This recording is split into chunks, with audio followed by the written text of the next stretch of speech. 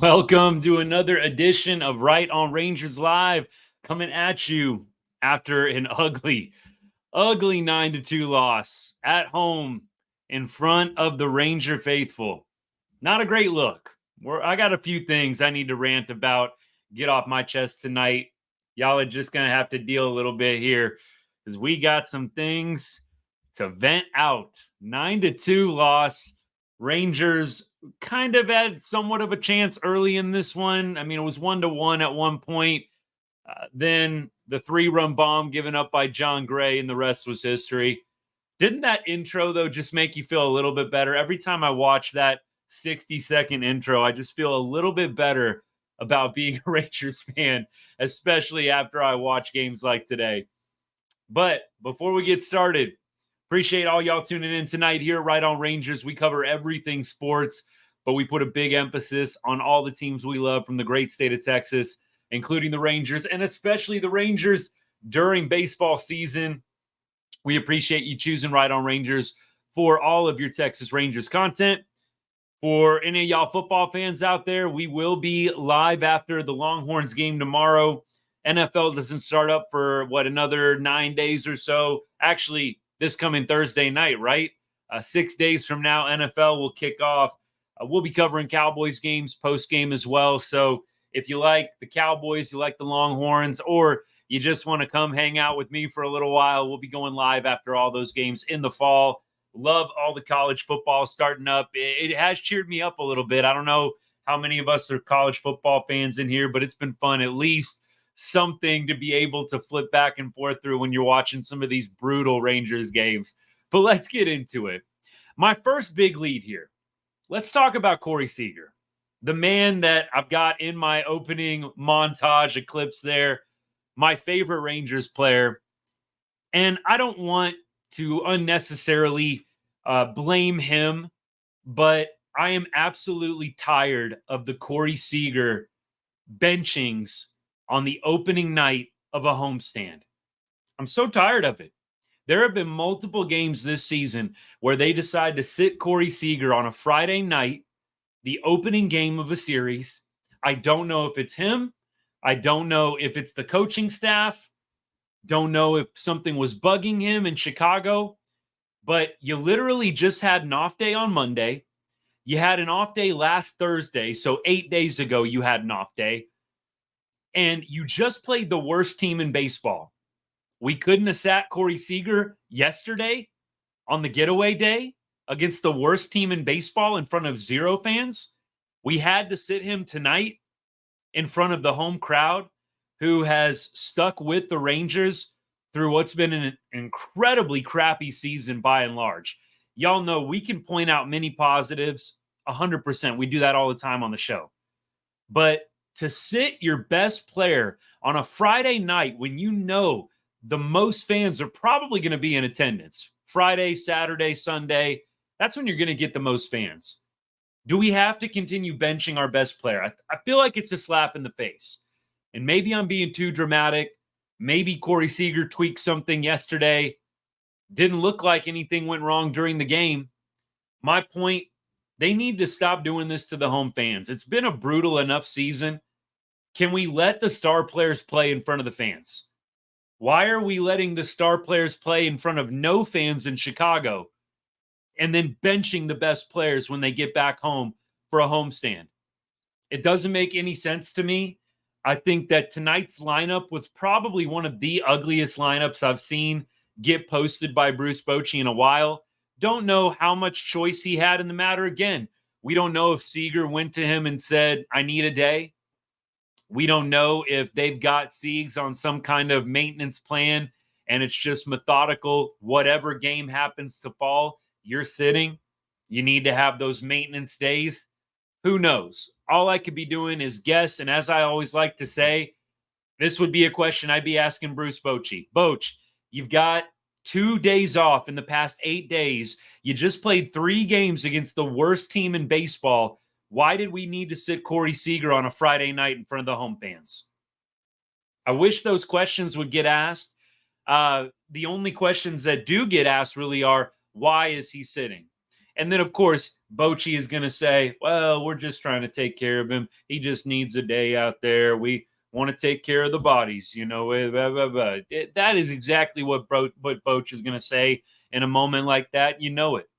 He's not going to say anything special, and the question's going to be super easy, not loaded at all.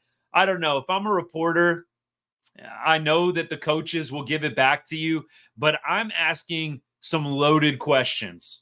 Again, you've had 2 days off in the past 8 days, Monday and then 8 days ago on Thursday. You just played the worst team in baseball. You had an obvious getaway day yesterday where you had a day game. Why the sit of Corey Seager? Why the sit? We are going to get into everything here. I'm going to check comments. I know I haven't addressed any yet, but the fact that Corey Seager sits tonight, it just makes me upset.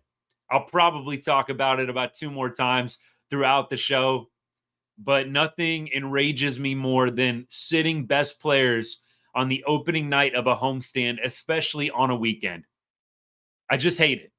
It's one of my pet peeves. I know maybe it doesn't bother some of y'all, but when you're paying hard-earned money on a Friday night to go watch your favorite team play, they need to have the best teams out there. I get maintenance days. I don't get it in the context of 2 off days in the last 8 days, and you just got done playing the worst team in baseball who has literally less than 2,000 fans come to their games. All right. That's my Seager rant. Let me get to some comments. Natalie, what's up? Rangers should not have changed the hitting approach and philosophy. Yeah, I know that they lost the analyst. Natalie, you've talked about that. I was actually watching the game for about a couple innings with my brother-in-law, who's not a Rangers fan. And one of the first things that he said, doesn't watch much Rangers baseball, and just was watching multiple innings with me. Baseball guy. I won't get into too much of the background and all that. I won't bore you with the details, but a baseball guy, trusts his baseball opinion. And one of the first things he says is, this team just does not know how to move guys over. This team just does not know how to hit situationally. And it was music to my ears. We haven't talked a lot of Rangers, he and I. We finally did tonight. And that's one of the biggest issues this Rangers team has had. They cannot hit situationally. You had multiple times tonight where you just needed to move guys over. Just needed to move guys over. And instead, you get guys swinging at a pitch way inside, getting jammed. Josh Young had one of those. Swings at a pitch way in on his hands, pops up in foul territory to the first baseman. It is truly horrific offense. It really is. It's very, very ugly to watch because literally, if you don't get a home run or if you can't hit a ball to the fence in the gap, this team is just not going to score a lot of runs. They are just too reliant on the big hit. We've said it all season. They don't know how to hit situationally consistently enough. Are we saying that they never do it? Of course not. They can do it. They just don't on a consistent basis. And to be completely honest, they don't have the players that can do it well. A lot of the guys that they have, they've either made the conscious decision as an organization. Josh Young is a swing away guy. He's a swing away guy. We want Josh Young swinging away every time. It doesn't matter what's going on in the base pass. Josh Young swinging away. That's option number one. Option number two is they actually are coaching these guys to hit situationally, and they are just so bad at it. It's one of those two. Either they're trying to just pound it through these guys' heads, and the Rangers hitters are just so bad at doing it, or the Rangers as a team, as an organization, are making the decision that it doesn't matter if there's runners on first and second with one out. We want you to try and drive the baseball out of the park, into the gaps, whatever you want to call it. I couldn't disagree more if it's the second one. None of these hitters are that good, unless your name's Corey Seager, maybe Marcus Semien, but even Marcus Semien, I think, should be hitting situationally at this point in his career. There's one guy in this Rangers lineup that is too good to hit situationally, and that's Corey Seager. Anytime Corey Seager is up to bat, you want Corey Seager trying to hit a home run. If there's first and second one out, I want Seager trying to hit a home run. I do not want him trying to get any kind of productive out or worry about situational hitting. The dude is just too good, otherworldly good at times. Corey Seager's the only one in this lineup, though, that applies to. Can we all agree on that? He's the only guy that needs to be green lit every single at bat to try and hit a home run or just to try and hit a ball in the gap somewhere.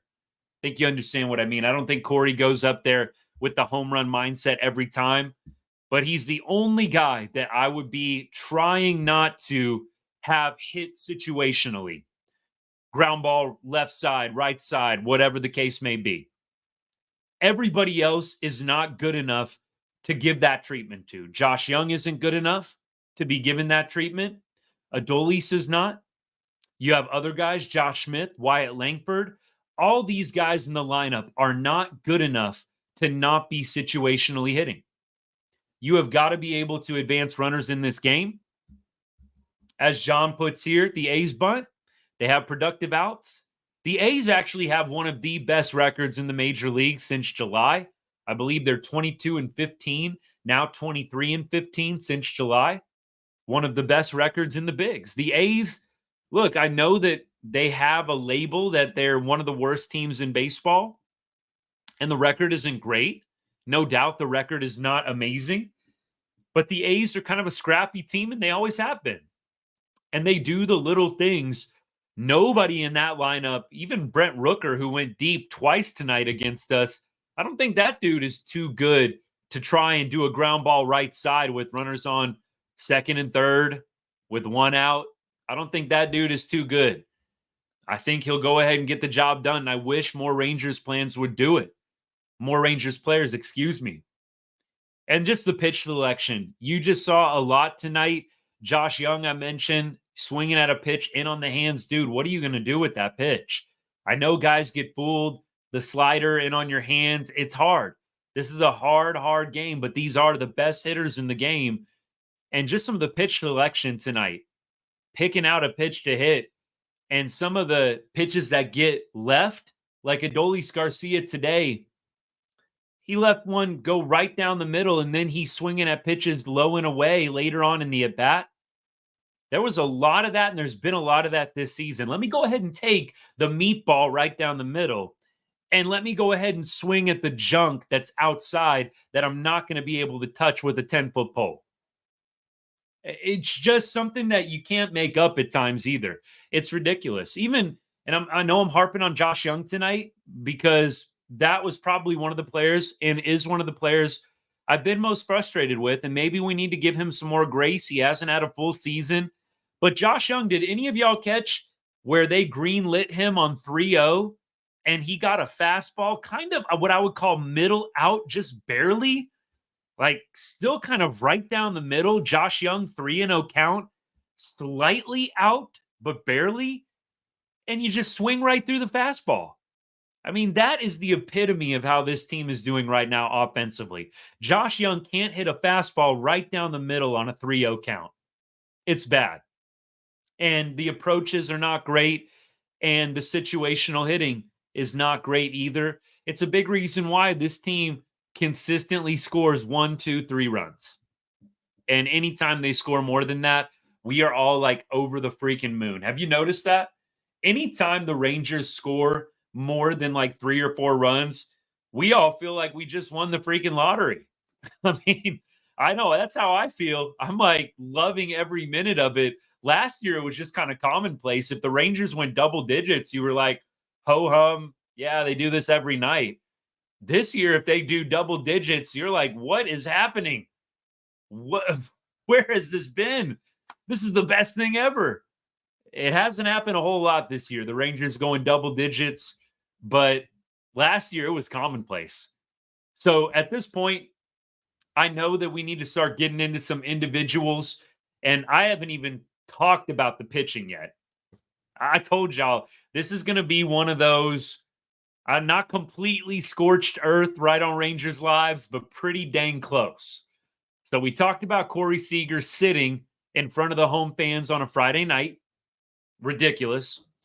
We've now talked about the offense, the lack of situational hitting, the lack of being able to get a productive out and move base runners over. Let's talk about the starting pitching. And Jon, you're on a roll tonight as well, my friend. So thank you for tuning in, and I appreciate all the comments. John's comment says, abysmal offense, check. We already covered that one. Horrific starting pitching. We tie the game, and what should be a shutdown inning turns into the 3-run bomb inning. It was over after that in the second inning, and it only got worse from there. Meaningless hitting with no one on base. Jon Gray has been particularly terrible over the last, I would say, 2 months. Has it been about 2 months? Can we say that? 2 months of Jon Gray just not being very good.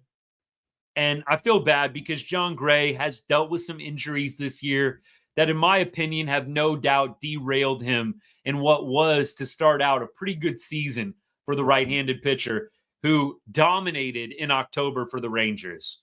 I'll always love him for that. I do think Jon Gray needs to go to the bullpen on a permanent basis next year in 2025 for the Rangers. I do not want to see Jon Gray starting any more games unless it is a spot start. Maybe this year they just have to get over the finish line and you need Jon Gray to stay in the rotation. If that's the case, so be it, right? But next year, I would love to see a full transition of Jon Gray to the bullpen. I do think he could have success. I'm not trotting Jon Gray back out there. Jon Gray is 5-6 with a 4.47 ERA. He's supposed to be our number 3 pitcher. These stats are what Andrew Heaney should be doing. Andrew Heaney, we all thought was going to be 4th or 5th starter.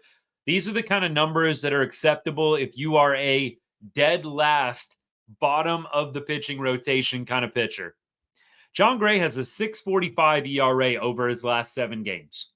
Jon Gray has a 6.16 ERA over his last 15 games. And 11 of those were starts of those 15. So 11 of the last 15 games, Jon Gray has been a starter, and the ERA is 6.16. You look at the strikeout numbers. Jon Gray, 57 innings pitched over his last 15, 37 Ks, 16 walks. It's just not good right now for Jon Gray all the way around. Any number you want to look at, I don't think that they have enough arms right now unless you just totally want to scrap the season, which I think that they pretty much are, if we're being real. I think the Rangers are kind of in that mode. I mean, otherwise, why would you sit Corey Seager tonight? If you really still think that you have an opportunity, you're not sitting Seeks tonight. You're just not. But we've talked about this. The Rangers pretty much done here in 2024. I don't know. If you want to blow up the pitching rotation, bring up some minor league guys, I don't think anybody's going to fault you. I personally would love to see Jon Gray just go to the pen for now, give somebody else a start. Jack Leiter, Kumar Rocker could probably do what Jon Gray did tonight. Agreed? Kumar Rocker probably does what Gray did tonight. Maybe better. I don't know. I know maybe that's an emotional hot take, but I just feel like Jon Gray is not where he needs to be at this moment. And it almost feels like a loss every time he goes out there. I have not felt that way a ton this year, even in the most terrible stretches of the Rangers season. I look at most of our matchups and most of our pitching matchups specifically, and I say to myself, we got a chance today. We got a chance.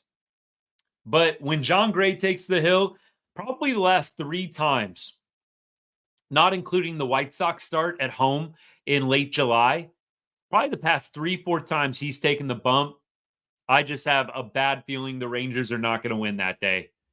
So, don't know. I mean, I've been wrong plenty of times, y'all. Trust me.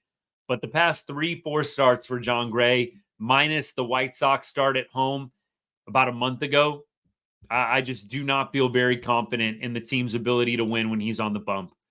And I don't dislike Jon Gray in the slightest. Actually, I love Jon Gray. But it's been bad. It's been ugly lately, and I'd like to see that full transition to the bullpen. I'll keep going here. I'm going to try and see if I missed anybody.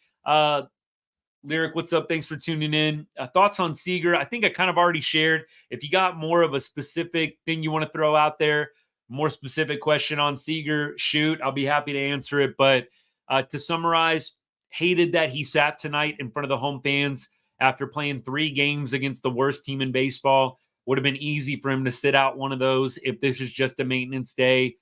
Corey Seager is freaking incredible, though. 200 home runs. Dude is in rarefied air with shortstops in Major League history. Love Corey Seager, favorite Ranger.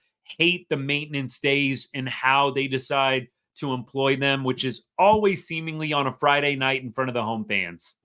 I don't get it, but it is what it is. I'll keep going here. We have a crap ton of damage done tonight with 2 outs. It was bad. We just couldn't get the 3rd out tonight. Giving extra outs never ends well. Yeah, so Jon Gray it was the top of the 3rd inning. Nate Lowe had just hit the Oppo bomb to tie the game. Y'all don't even want to get me started on the shutdown inning. Rangers have done pretty well of late with it, but let's be real. They're playing the White Sox. They were playing the White Sox. So, of course, you were getting some shutdown innings against the worst team in the world.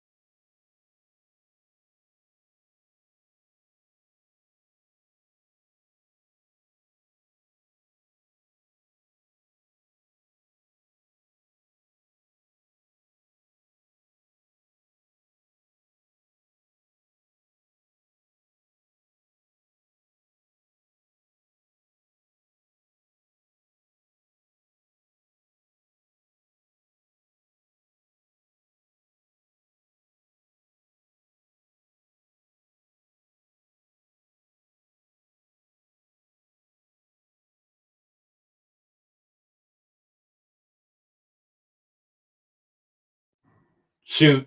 Thank you so much. Appreciate y'all. As I was saying, just to summarize, no idea what happened with the mic, but let me just summarize what I was saying about Jon Gray. With Gray, you're walking guys with 2 outs. That is what the comment alluded to from John. You're walking guys with 2 outs. You are also then not even being competitive with the guys that you have in front of you. The Rooker at bat was a 5-pitch walk, and the 1 pitch that was a strike was a hanging slider right down the middle.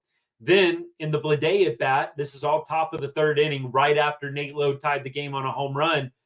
First pitch is not even close. Second pitch is a hanging slider over the middle of the plate, and Blade punishes it.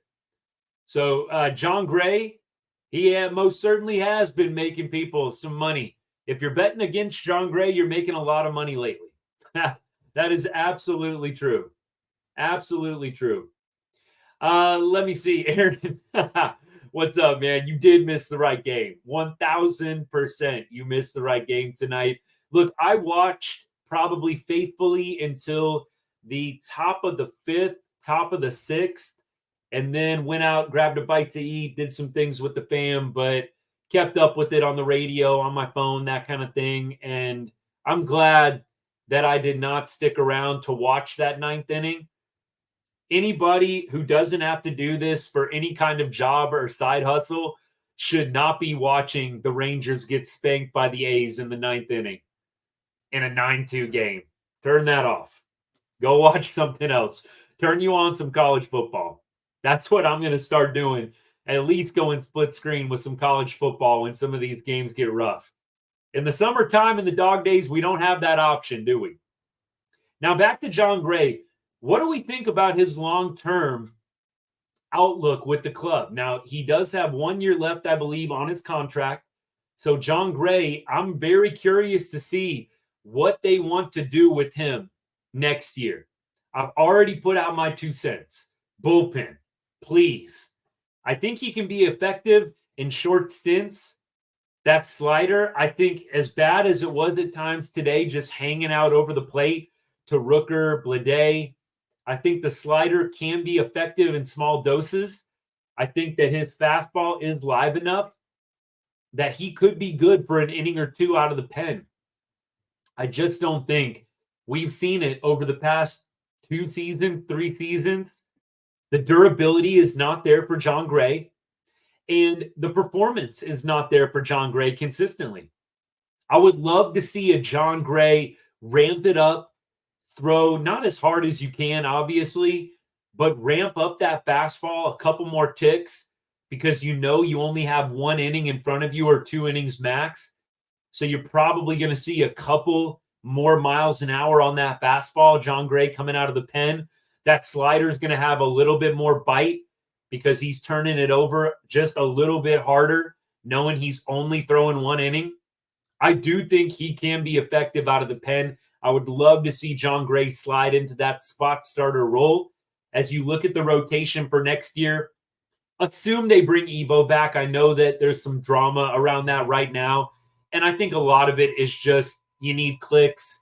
You need people checking out your content. So, of course, we're going to write about Nate Eovaldi potentially going to the Astros and all that kind of BS.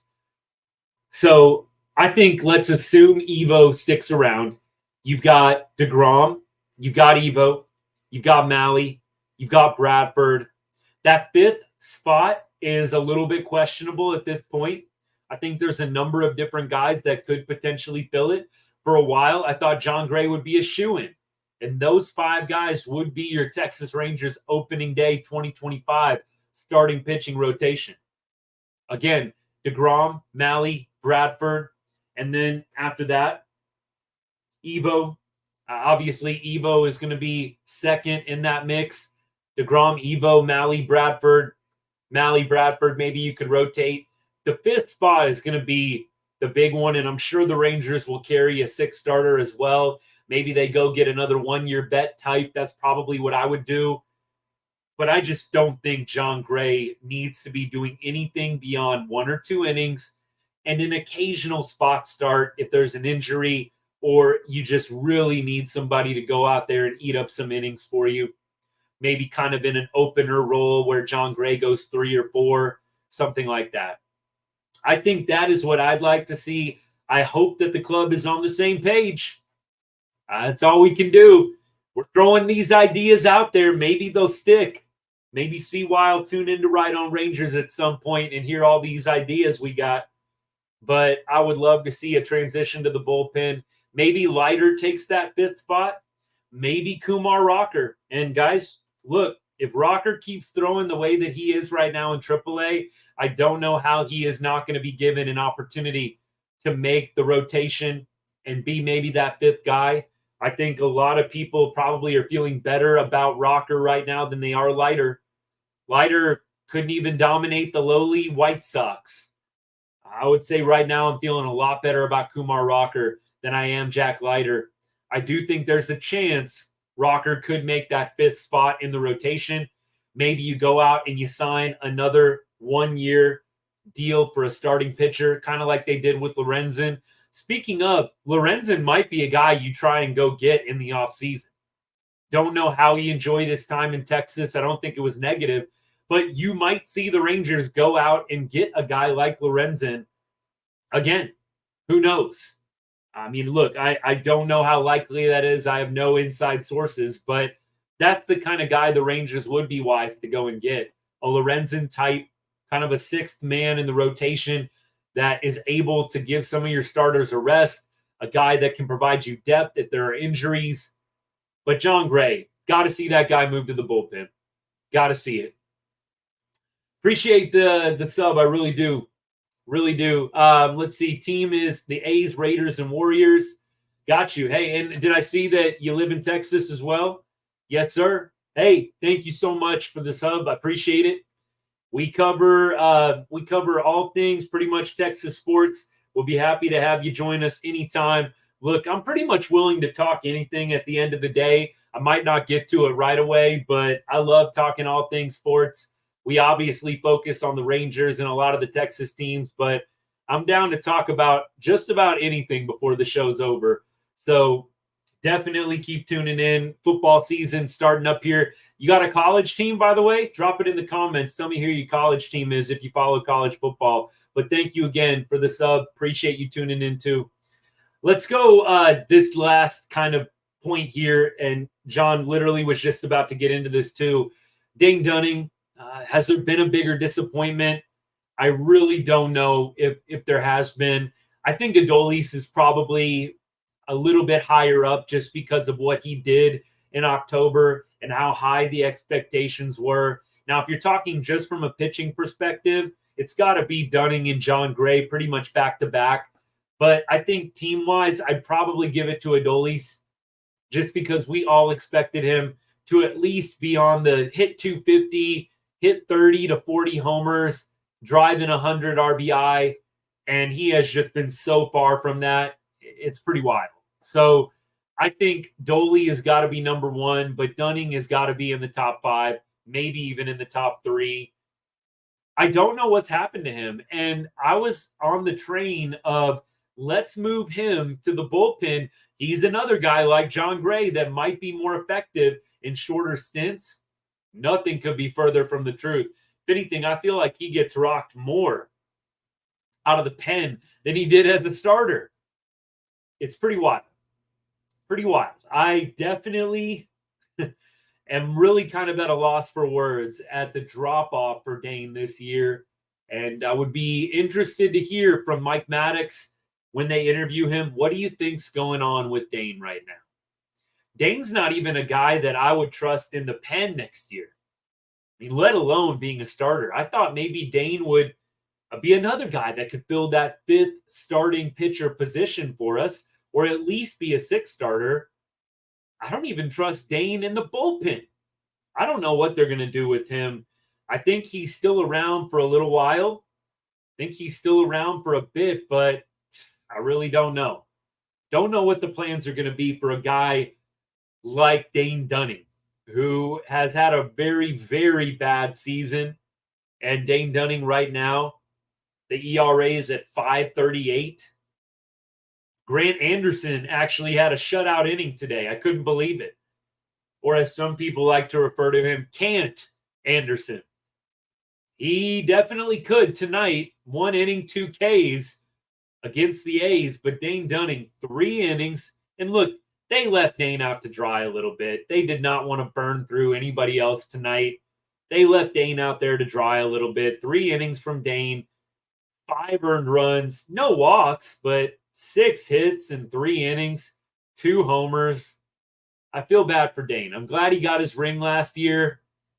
It is crazy how quickly things can change for a baseball player. Dane was kind of one of those on the upward trajectory. The ground ball pitcher, had some nasty stuff, on the rise, won a World Series. I think that the expectations were that Dane was going to be a very solid number 3, number 4 option for us this year. And he started out that way. If y'all remember, Dane actually had a really good start to the 2024 season and just fell off a cliff after that. Phew. Let me keep going here. Natalie says, I think Rocker is ace potential, where I think Leiter is more middle of the rotation. That seems to be my feel right now. We know how fluky these things are at this point. With the minor league guys, you just don't know. You just don't know if these guys are going to come up to the big leagues and light it on fire immediately, or if they are just going to shrink, kind of like Jack Leiter has done in his 3 starts in a Rangers uniform. It hasn't been good, but this is my general feel at this point. Oh, we are going to be talking a lot of Mavs later on. So when October rolls around, NBA rolls around, we will definitely talk Mavs on the show. Klay Thompson, great addition for the Mavs. They've been missing that killer three-point shooter, a guy who can play a little bit of defense. We know Klay is not what he once was, but I think he is still one of the better players in the NBA.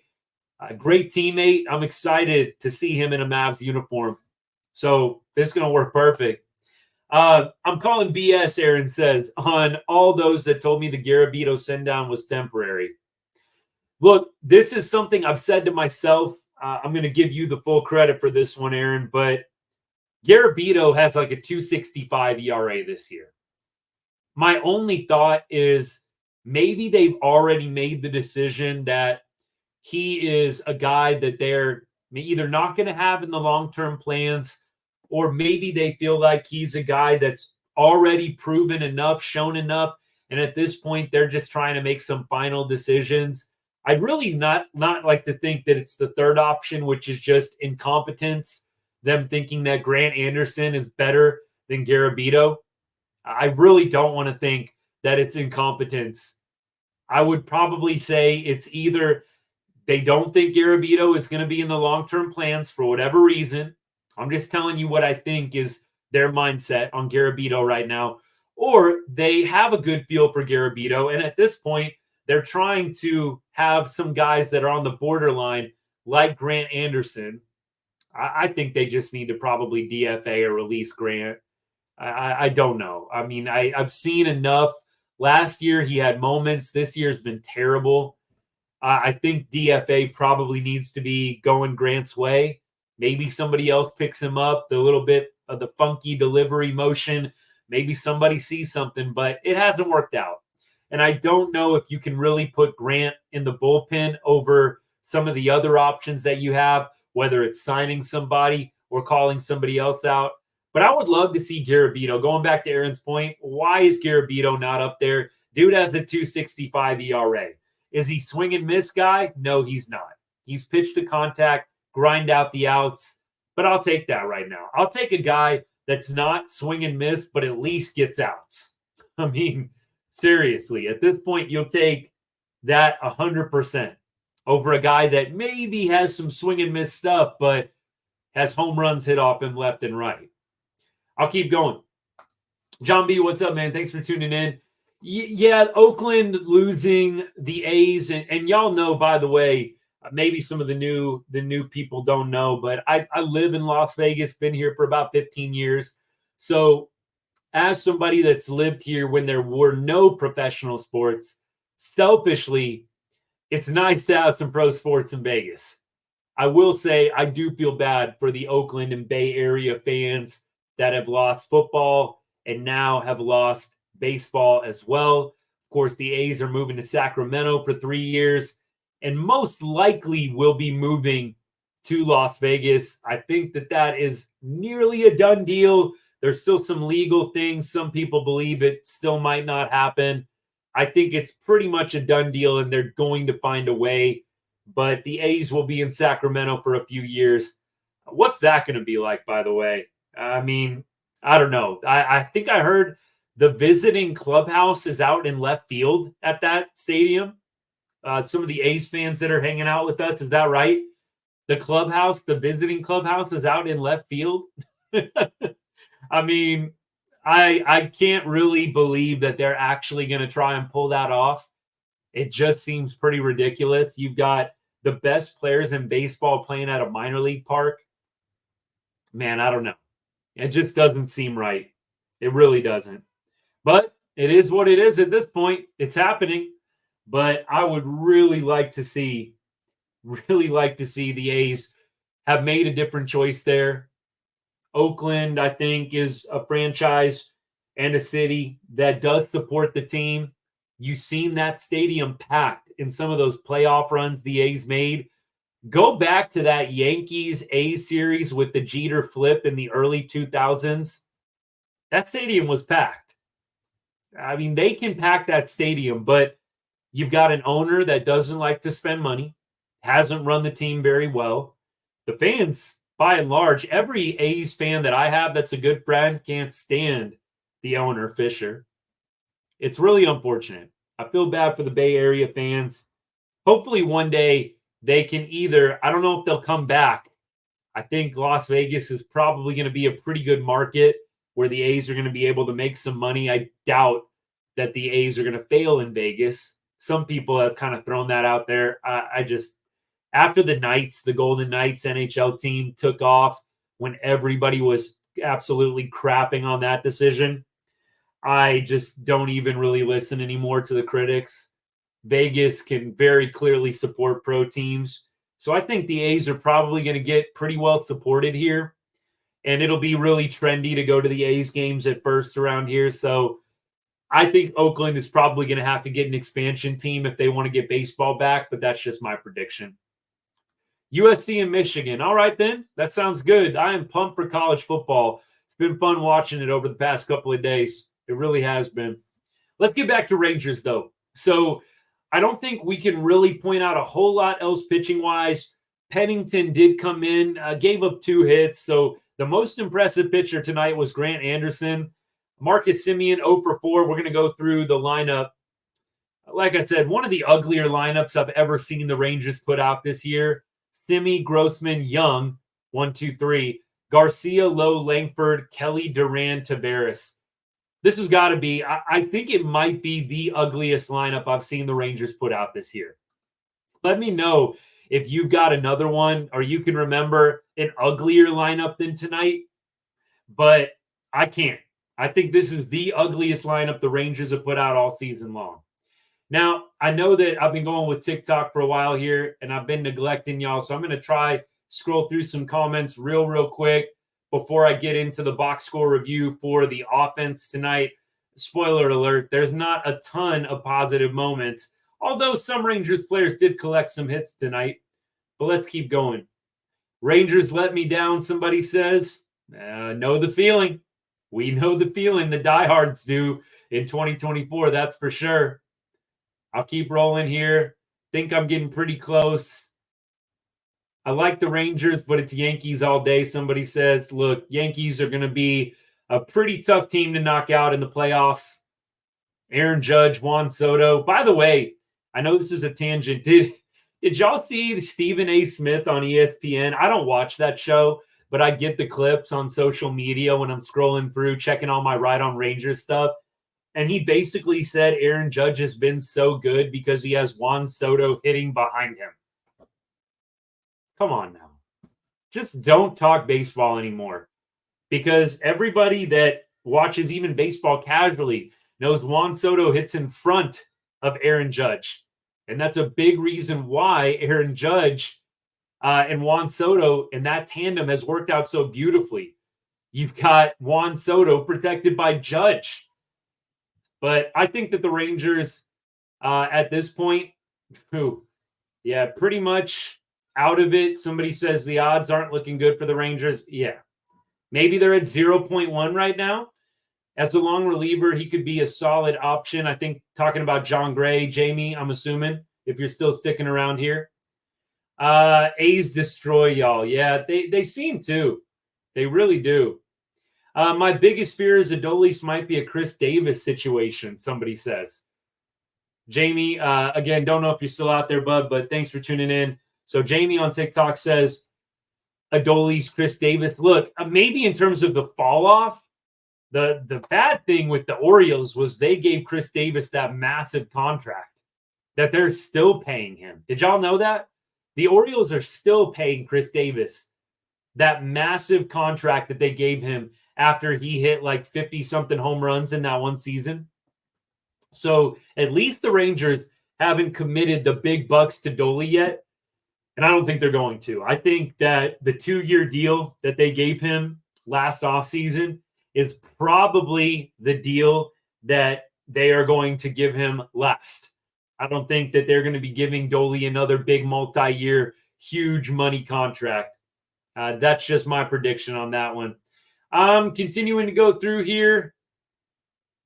Let me see here. Somebody, Mets opinion. Look, I don't know what the Mets record is right now, but I don't think that the Mets are going to, if they make the playoffs, can't see the Mets doing a ton of damage against some of the big teams. Mets right now are 3 games back of the wild card. Braves, kind of after a struggle there, caught a little bit of fire. They've won 7 of their last 10. I think the Mets are going to have a tough time making the playoffs, and if they do, I can't see them doing very well once they get there.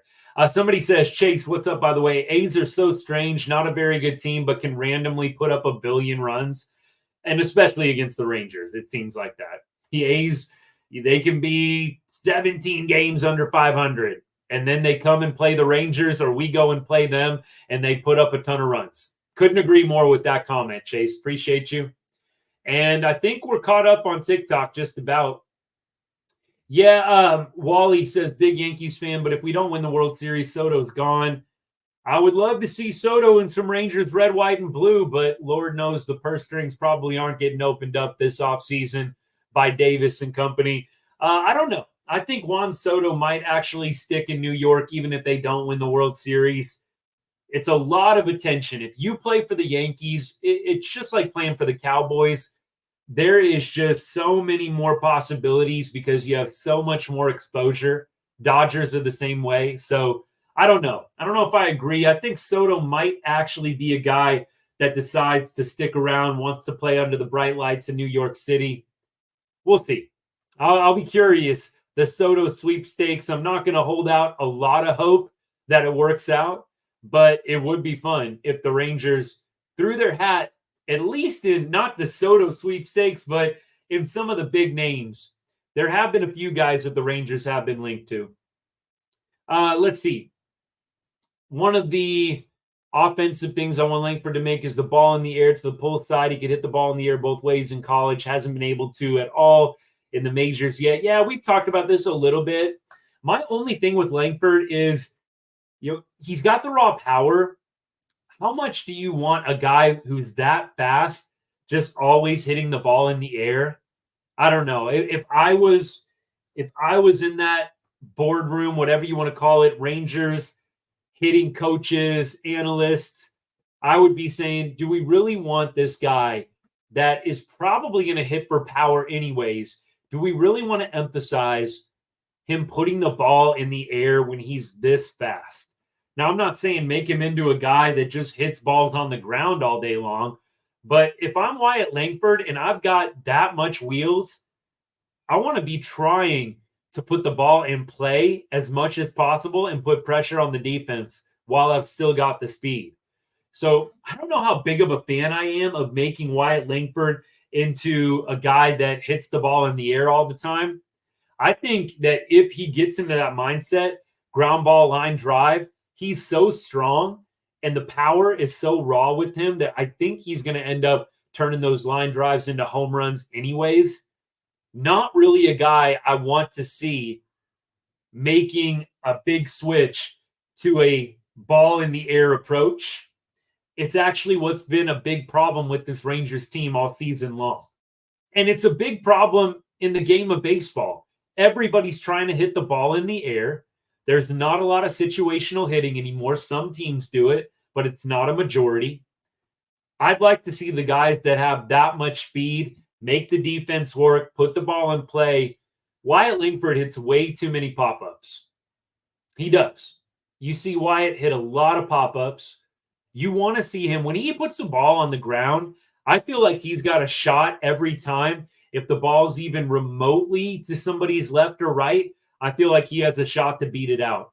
In fact, I'd be curious to see how many infield hits does Wyatt Langford have this year. I think it would be a fair number for sure. John says, I kind of want to see Wyatt be able to bunt for a hit sometimes. The pop-ups are killing us. I wouldn't mind. Again, nobody in this lineup. I want to repeat this. I said it earlier, and I feel so strongly about this. Nobody in this lineup is good enough, besides Corey Seager, to not be a situational hitter. Corey Seager is the only guy that you say to yourself, he's Corey Seager. He's otherworldly. The dude can hit away every single time. Forget situational hitting. But even Seager, being the kind of guy he is, understands situational hitting and probably comes through like runner on third base. You need a run to score. Siegs is probably hitting a ball deep somewhere. He's that good of a hitter. But I don't think anybody else in this lineup needs to get any special treatment. The only thing that I will say about bunting, and I have talked about bunting, there's just not a big emphasis on it anymore. And the point that I made about a month and a half ago with, I think, a similar situation where we're like, why don't we ever bunt? Well, a lot of the hitters that the Rangers have were never asked to bunt in their entire baseball careers. So, like, do you think Josh Young was ever asked to bunt growing up, high school, Texas Tech? Do you think that dude ever bunted? No, because he was the best hitter on the team. He was the Corey Seager of the Texas Tech Red Raiders. So, no, you're not going to bunt with that kind of guy. Wyatt, same thing. Wyatt was one of the best hitters on that Florida team. Are they ever going to really ask him to bunt? Probably not. So, John, I don't think it's a ridiculous idea by any means. My point is just, I don't think that these guys are probably very good at it because growing up and coming through the ranks, they never really got asked to do it on a consistent basis. Now, there are some players, I'm sure, that came up through the league, maybe in a little bit of a different context, that do, but a lot of these major leaguers now, they're the best hitters on all their teams, and they're just not asked to do it a lot. And they're not emphasizing it a lot either. I'm sure there are some teams, coaches, college programs that are making it a point, but I don't think that it's very widespread. I would like to see Wyatt just be able to go ground ball right side, second and third, one out, put the ball in one of the gaps. I would love to see him hit more line drives. I don't want to see them turn Wyatt Langford into what Adolis is, which is basically hit the ball in the air, hit it out, hit it for a double, or you strike out or you walk. I want to see Wyatt use those wheels, make the defense work. I don't want to see them turn another guy into a pop fly or fly ball hitter. I get it. Launch angle, exit velocity, all of these stats are just causing all of these hitting coaches, coordinators to fall in love with making everybody into a fly ball hitter. I'd love to see guys like Wyatt Langford hit ground balls, hit line drives, not just lock in on hitting the ball in the air. Let me keep going here. So in the box score, a couple other things.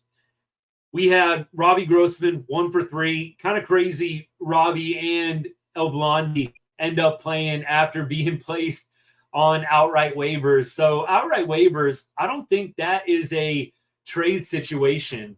I think a couple of people were saying that it was. I don't think that we work out a trade with any of those guys.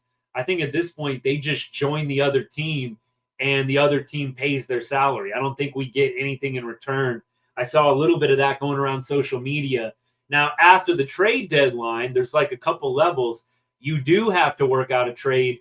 But I think right now, at this point in the season, Jenko and Grossman can just get picked up by somebody else. Maybe I'm mistaken on that. I don't know. I don't really feel like, though, that we are going to be getting anything in return if somebody does want to take a flyer on Grossman or on Jankowski. But both of those guys end up playing tonight. Grossman 1 for 3. Jankowski actually had a hit as well. Josh Young 1 for 4. We also have Adolis Garcia 0 for 4 with a strikeout. Adolis has really cooled off after having like a week-long, maybe a 10-day run. He is now hitting 148 in his last 7 games. Not good. Just not good from Adolis. Nate Lowe had a nice Oppo homer, 2 hits tonight. Hard to get on Nate Lowe's game. Wyatt Langford was 0 for 4 tonight. Did put the ball in play almost every time, though struck out once. Carson Kelly, 2 for 3. And with the walk as well. I'm a big fan of getting Carson Kelly some playing time. Could we see more of a DH type role for him moving forward? I'd like to see that. I think I'd like to see Jonah Heim continue to be the defensive catcher. Still get some ABs for Jonah, but I'd like to see Carson Kelly start getting some DH opportunities. I think that would be great. I know that they can't pull it off all the time. I do think maybe you're going to see Josh Smith in the outfield a little bit more. Leote was 0 for 4 tonight, and over Leote's last 7 games, see if I can pull it up for y'all, 143. Leote's hitting 188 in his last 15. I already kind of said this, but I really don't know why they would continue to give Leote at bats in September. I think once you call up Dustin Harris, I think Dustin Harris needs to get Leote's playing time. I don't think Leote needs to be getting any more consistent at bats in a Rangers uniform. You've seen all you need to from Leote. So if you want to bring him back next year, you know what you're going to be getting. A guy that can hit 300 for a week and then is going to hit about $150 or 200 for the next 3 weeks. It is what it is. That is what Leote has been like the past 3 seasons. So for me, I've seen enough of Leote. That doesn't mean you've got to cut him, but it does mean, can we give Dustin Harris a shot and see if maybe we have something better? So a guy like Leote, I don't think needs to be playing a ton in September. You know what Leote is. Figure out what Dustin Harris is down in AAA. The guy that's on the 40-man right now and having a decent year down there. Ezekiel Duran, 0 for 3, didn't work a walk. Duran hasn't gotten a ton of opportunities. I think he did have a throwing error tonight. Don't love that. Playing shortstop for Corey Seager. So Duran is another guy. I did not get the decision to hold on to him. I really thought at the trade deadline, you could have got some decent value for Duran. He had just gone 5 homers in his last 6 games down at AAA. Really a baffling move. And I think the hope was that maybe he would come back up to the bigs and really turn it on. But I think a lot of us diehards that have really watched Duran knew better. Duran is basically, in my opinion, Leote 2.0. He's going to hit 300 for a week, and he's going to be a 200 hitter for the next 3 weeks. I mean, it's not going to be consistent. He's going to be hitting right around that 225, 240 at best mark. I would have liked to have seen them deal Duran. I don't know where he's going to play moving forward anyways. You've got Walcott on his way up. You already have Josh Smith, clearly better than Duran. Maybe you like Duran's intangibles a little better, like the throwing arm is better than Josh Smith. Maybe there's a little bit more power in the bat than what Josh Smith has. But that being said, Josh Smith has proven it on the field. Who cares what the potential is? Results. And Josh Smith has given you results. I don't really know what Zeke's role in this team is. Even as super utility guy, I think that they could upgrade. So I was really surprised when they didn't deal him. But we'll see what happens in the offseason, I suppose. I'll keep going here. Natalie says, I know you probably don't agree, but with Wyatt's speed, I'd like to see him hit at the top of the order. I think that is the goal. I actually do agree that eventually he should be hitting at the top of the order. I don't know if right now you want to do that. Could you tweak and play around with it in September with the Rangers all but out of a playoff spot? I think so. I would be more than happy to see them play around with the lineup a little bit. I think that is very likely that you'll see some shifting around going on once the rosters expand. But with that being said, the goal was to have Wyatt up at the top of the order. The production just wasn't there. So I would love to see Wyatt be a 2-hole hitter. I would love to see him maybe even lead off. I think that would be ideal with his speed. Having him in the 1 or the 2 spot, I think that would be great if he can consistently get on base. You've got Corey Seager hitting behind him. And imagine what that would do. And imagine if you had Simi number 1, you had Wyatt number 2. Wyatt is going to get pitches to hit with Corey Seager protecting him. The problem is then who protects Corey Seager? It's been Adolis. It's been a few different guys in the mix. Josh Smith, Nate Lowe. They have to get somebody that can protect Corey Seager. They might decide that that's Wyatt Langford. They tried it, and I felt like it actually went well at first, but then Wyatt just was not getting hits, and teams finally figured out, okay, yeah, this rookie has a lot of hype. Yeah, he's got a lot of raw power, but he's not getting hits, so let's just pitch to him. And that's when you started seeing him really fall off a cliff. I do think that the Rangers are going to eventually try to get him back to the top of that order again, but we'll see. Wyatt's got to consistently get on base before they really want to commit to that, in my opinion. I need to go ahead, though, and get us wrapped up with the box score, and then let's preview tomorrow, and then I'm going to sign off. We've already been going for about an hour here, and I know it's getting late. We had, by the way, 8 guys left on base tonight, 1 for 7 with runners in scoring position. Doley and Leote each had an opportunity with runners in scoring position with 2 outs. Didn't make it happen. So 1 for 7 with runners in scoring position. And believe that, who was it that ended up getting the RBI with the runner in scoring, or the base hit with the runner in scoring position? I don't know when that was. Must have been a had to stop at third base kind of thing, because only Nate Lowe has an RBI in the books. Yes, because that's right. Jankowski scored on an error. That's why. That makes a lot more sense. All right, y'all. Let's close the book on tonight. Ugly offensive game for the Rangers. Let's check out some scores around the league, and then I'll preview tomorrow's matchup. So we have a few games that have yet to go final, but KC loses to Houston tonight. Rangers are now 10 games back. I do think that tonight was kind of the nail in the coffin. I know the Rangers technically aren't out of it, but you only have at this point 27 games left and you're 10 games out. I just don't see it happening. I know there's a couple people that are trying to hold out hope. I'm not really one of them at this point. I'd love to see it, but don't think it's going to happen. And then we had the Mariners beating the Angels 9-5 in LA. Mariners are going to be playing the Rangers a lot in the month of September. 7 games with the Mariners coming up, by the way, for the Rangers next month, which is right around the corner. Now, for tomorrow's games, let's go ahead and check things out. Cody Bradford on the bump. Really think it's a good opportunity for the Rangers to get back on track, win a game, and then potentially have an opportunity to win the series on Sunday. So, again, you've got Cody Bradford going. And for the A's, looks like they will be throwing their righty Estes, who is 6-6 with a 4.37 ERA. Let's check out the lineups against each pitcher. Texas has no at-bats against Estes. Estes, by the way, over the season, over his last, let's just do 7 games.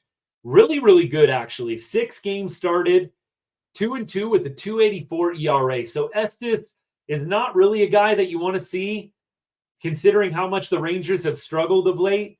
So his last 3 starts has not given up more than 3 earned runs. So 5 2/3 with 2 earned runs against Milwaukee, 7 2/3, 1 earned run against the Rays, and then 5 1/3, 3 earned runs against the Mets. Estes for the A's has been pitching very, very well of late. So I don't know how many runs are going to be scored by Rangers bats tomorrow. You never know. I mean, sometimes the Rangers face a really good pitcher and they manage to score 5 or 6 runs. Then they literally face the worst pitcher in Major League Baseball and get perfect gamed through like 5 innings. So I've stopped guessing, but not really ideal for an offense that's struggling to see a guy like Joey Estes for the A's, who's going to be the probable starter for them tomorrow. 2.82, 2.84 ERA in his last 7 games. Oh, joy. Let's go ahead, though. Let's look at Cody Bradford against the A's. Really, nobody on the A's has hit him well. Langoliers, Geloff, Butler, Bleday, Allen, all over. The only guy who's gotten a hit off of Bradford on the A's is Nevin, the third baseman. Everybody else is over. So Cody Bradford, small sample size, but actually has pitched pretty well against the A's in the past. We'll see what Cody Bradford has tomorrow. Had a nice start against them in April before he got injured. That was at Globe Life Field as well. Hopefully he can continue that. Actually, if I'm not mistaken, I think that Cody Bradford start against the A's in April was his last one before he went on the injured list, and he went like 8 innings. I'm going to have to see if my memory is serving me right there. Let me take a look here. Go game log on Cody and see if I can pull up that April start. So game log back to April 10th versus Oakland. That was his last game before he went on the IL. Wasn't 8. He went 6 2/3, 5 hits, 1 run allowed. So, yep, I had that part of it right, just not all the entire stat line. But I think that he can continue to build off of that, and I think that he's going to come out and give the Rangers a chance tomorrow, unlike Jon Gray, unlike Dane Dunning did late. So, time shall tell on that one. And then in terms of things going on around the league, let's see if we can pull up any other types of headlines notable, worth going through. Probably something Dodgers or Yankees related. I wish I could share my screen with y'all, but just let me tell you, Shohei Ohtani's on the front page again. Are we shocked? They're not even trying at this point. It's either Juan Soto, Aaron Judge, or it's Shohei Ohtani every single day. Doesn't even matter how special something else was. You know, Jankowski really should have been on the front page, and they just should have had him just like with that catch, front page. Nope, it was Ohtani's dog. I mean, that's just how it goes right now in baseball. Ohtani, Soto, or Judge. One of the three. Let me see. There's not really a lot going on the headlines today. Altuve hits the walk-off double to beat the Royals. Royals have dropped 2 games now against the Astros. Clase passes Allen to become Cleveland's all-time saves leader. That one hurts. Every time I see Clase, every time I read about Emmanuel Clase, it hurts. So Clase, even being talked about as a Cy Young candidate this year, can you believe that? Clase, Cy Young candidate. Dude has like a 0.6 ERA. Of course, Clase, the guy the Rangers traded for 1 inning of Corey Kluber. Very depressing. Every time I see him, I'm amazed by the skill. I'm not a hater. I'm amazed by how good he is. And I'm simultaneously gutted that we traded him for 1 freaking inning of Corey Kluber. That's how it goes sometimes in baseball with those trades. But that's a particularly bad one. Particularly bad one. And I think that was still John Daniels. Maybe CY had come on at that point, but has to be one of the Rangers' all-time worst trades. I can't think of a worse one, to be completely honest with you. There's been some doozies. I can't think of a worse one than 1 inning, literally, of Corey Kluber giving up a guy who is now the Cleveland Guardians' all-time saves leader. You got to be kidding me. All right, y'all. Let me check comments one more time. Let me see if I missed anything. Appreciate all y'all tuning in. As I always say, if you have not hit that follow or subscribe button yet, I'd be grateful if you did. Hit that notification button. Get notified every time we go live. Stay up to date with all of our latest and greatest content. If you know somebody that loves the Rangers or loves baseball in general, please send them my way. We'll be going live after Longhorns football games, Cowboys football games. We'll make sure in the title we make it clear what it is. So before you select it or before you hop on, you know what you're getting into. But we will be kind of like we do here, discussing a little bit of everything at some point. You guys know me, always kind of trying to check the comments. So if you want to hop on Longhorns Live or Cowboys Live, talk Rangers, we'll do it. But I'll probably still do a separate live for Rangers as well. So we're going to be busy here for a few weekends in September before the baseball season winds down. But join us tomorrow. We'll be live for Rangers. We'll be live after the Longhorns game. Busy day for us here at Right On Rangers, but we love it. We'll also be live after every Dallas Cowboys game. NFL starts in about 6 days next Thursday night. So we will be having some fun here in the month of September with college football and NFL fully back in swing and the baseball season winding down. And then we make a transition to Mavs for basketball, see what Luka, Kyrie, and Clay have in mind for the 2024-25 season. Appreciate y'all hanging out. It's not easy to do these after losses like this, but we've seen the Rangers bounce back. I've got faith with Bradford on the mound tomorrow. I was completely transparent and real. I didn't feel great about the Jon Gray start tonight. I do feel good about the Bradford start tomorrow. Still worried about the bats, but we'll just have to see what happens.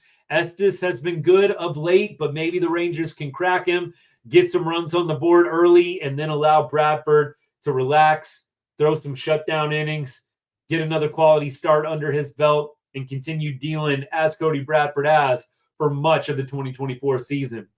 Appreciate all y'all. We will hope that you have a great Friday night, and we'll see you maybe tomorrow on one of the lives or on Sunday. If I don't see you, hope to catch you on the replay or maybe sometime early next week. Hope you have a great rest of your weekend if you're not joining us again till early next week. All right. And as I always say to end every show, God bless and go Rangers.